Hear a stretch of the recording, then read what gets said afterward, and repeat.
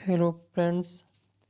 अपना यूपीएससी का prelims exam बहुत ही नज़दीक आ रहा है, तो हम सी सेट का जो पीछे क्लास हो रही थी उसी के अनुसार हम आगे बढ़ाएंगे।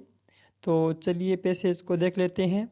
क्या भारत के लोग क्या कह रहा है कि भारत के लोग बहुत अधिक संख्या में निर्धन हैं और मुश्किल से सिर्फ का 10% व्यक्ति संगठित क्षेत्र में नियोजित हैं। ध्यान से देखिए क्या कह रहा है कि भारत के लोग बहुत अधिक संख्या में निर्धन हैं, गरीब हैं। मुश्किल से सिर्फ 10% व्यक्ति संगठित क्षेत्र में नियोजित हैं, कार्यरत हैं। हमें विश्वास दिलाया जा रहा है कि प्रबल आर्थिक समृद्धि से प्राप्त रोजगार उत्पन्न हो रहे हैं, लेकिन ऐसा नहीं है। जब हमारी अर्थव्यवस्था 3% प्रतिवर्ष बढ़ रही थी, तब संगठित क्षेत्र में रोजगार 2% प्रतिवर्ष बढ़ रहा था। जो ही अर्थव्यवस्था 7 से 8% प्रतिवर्ष बढ़ना शुरू हुई है, संगठित क्षेत्र में रोजगार बढ़ने की दर वास्तव में घटकर 1% रह गई है। अब क्या कह रहा है कि उपयुक्त परिशोधन का निहितार्थ यह प्रतीत होता है कि अधिकांश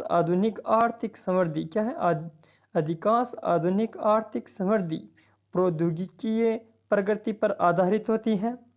और दूसरा कथन है कि काफ़ी मायनों में आधुनिक भारतीय अर्थव्यवस्था श्रम प्रधान प्राकृतिक संसाधन आधारित आजीविका के साथ पर्याप्त सहजीवी संबंध को प्रोत्साहित नहीं देती है।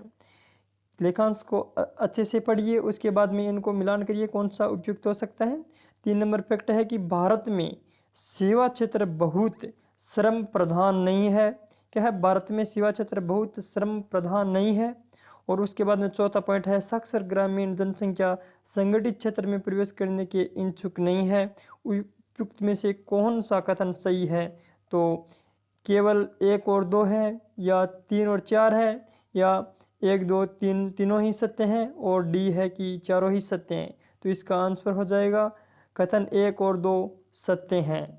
कैसे हैं देखिए कि लेखांश में भारतीय अर्थव्यवस्था में वृद्धि दर और संगठित क्षेत्र में रोजगार दर की व्याख्या की गई है, जो कथन 1 और 2 में निहित है, जबकि कथन 3 और 4 में कोई लेखांश में नहीं दिया गया है, इसलिए वो गलत हो जाएगा। धन्यवाद दोस्तों।